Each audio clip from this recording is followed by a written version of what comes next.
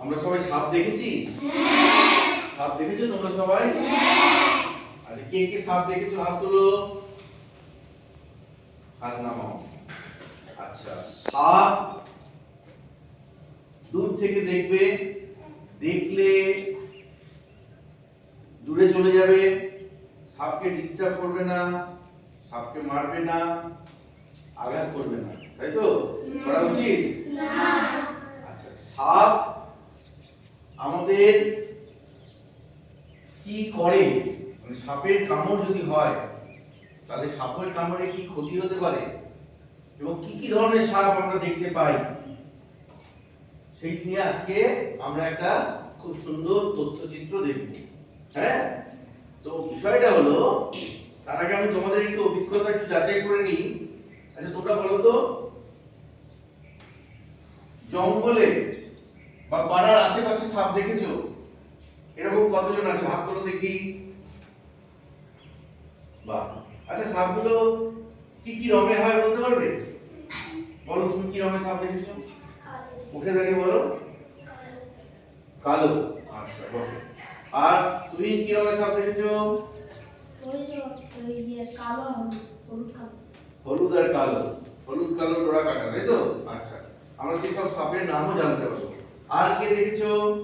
জিজ্ঞাসা বলো, কি সাপ দেখেছো? কালো রঙের। আর অন্য কোনো সাপ? ধূসর রঙের। বসো। মৈথিলি? কালো রঙের। আর অন্য সাপ দেখোনি?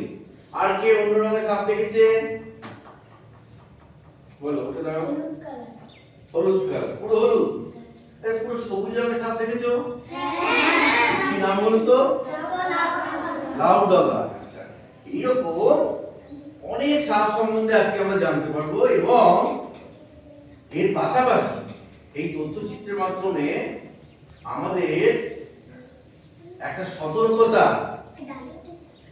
সতর্কতামূলক ব্যবস্থা আমাদের নিতে হবে। কিরকম কিরকম? সাপ কামড়ালে সঙ্গে সঙ্গে ডাক্তারখানায় নিয়ে যেতে হবে, ঠিক আছে? কোনো ওঝা বা কারোর কাছে না। হ্যাঁ, দ্বিতীয়ত হলো যে আমাদের বর্ষাকাল, এখন চারিদিকে জঙ্গল হচ্ছে, ঠিক আছে? আমাদের গ্রামে, তোমাদের বাড়ির আশেপাশে, স্কুল থেকে যাওয়ার সময় রাস্তায় জঙ্গল বেড়েছে। হ্যাঁ, হ্যাঁ কি না? বর্ষাকালে গাছগুলো তাড়াতাড়ি বাড়ে। তো আমাদেরকে কিন্তু ঝোপে ঝাড়ে জঙ্গলে যাওয়া যাবে না, এইটা আমাদের মাথায় নিতে হবে। বোঝা গেছে? স্কুলে আমাদের বিশাল এরিয়া, আমাদের এই স্কুলটা কত বড়, 5 বিঘে জায়গার উপর স্কুল। আমাদের এই স্কুলে 20টার উপরে বেশি, 20টার বেশি আম গাছ আছে। আমাদের নিজস্ব বাগান আছে, কিচেন গার্ডেন আছে। সেখানে আমরা যতটা সম্ভব পরিষ্কার রাখি। কিন্তু তোমরা টিফিনের সময়ে বা খেলার সময়ে তোমরা খেলতে খেলতে হয়তো দেখা গেল বলটা জঙ্গলে চলে গেছে, হঠাৎ করে জঙ্গলে যাবে না, আমাদেরকে বলবে, হ্যাঁ, আমরা তার ব্যবস্থা নেব। তোমরা হুট করে জঙ্গলে চলে যাবে না। কারণ এখন এই জল বর্ষাকালে, বিশেষত গরমকালেও, শীতকালে সাপ কি করে? মাটির নিচে থাকে, হাইবারনেশনে থাকে। কিন্তু এই গরমকালে আর বর্ষাকালে আরো বেশি করে সাপ আমরা আনাচে কানাচে দেখতে পাই। তো আমাদেরকে সেই সাপের থেকে দূরে থাকতে হবে, তাহলেই সাপের কামড় হবে না, ঠিক আছে? সাপ কামড়ালে আমাদের অনেক ক্ষতি হয়, মানুষের মৃত্যু পর্যন্ত হয়। কিছু সাপের বিষের জন্য মারা যায়, আর কিছু হচ্ছে ভয়ে, আতঙ্কে মারা যায়। সব সাপ কিন্তু বিষধর নয়।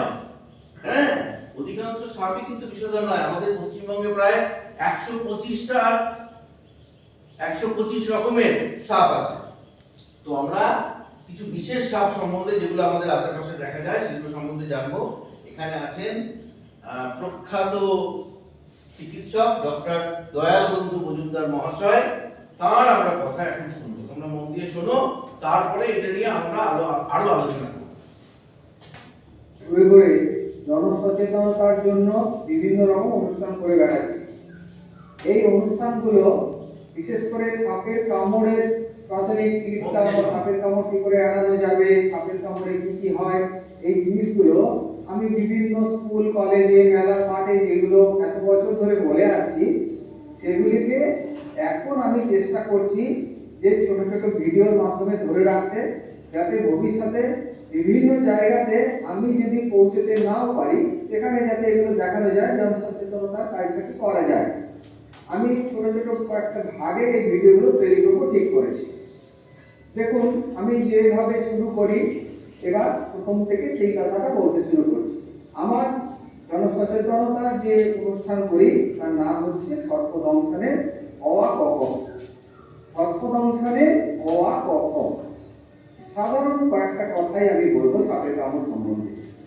বিশেষ করে পশ্চিমবাংলার সাপের কামড় নিয়ে কথা বলতে গেলে আমাদেরকে সাপেদের সম্বন্ধে একটু সামান্য ধারণা তৈরি করে নিতে হবে। চন্দ্রগুড়া আমাদের আশেপাশে দেখা যায়। চন্দ্রগুড়া সাপের বিষ শরীরে ঢুকলে কিছু সময় পর থেকে শরীরের মধ্যে রক্ত সঞ্চারের গন্ডগোল হয়, বিভিন্ন জায়গা থেকে রক্তপাত হতে শুরু করে।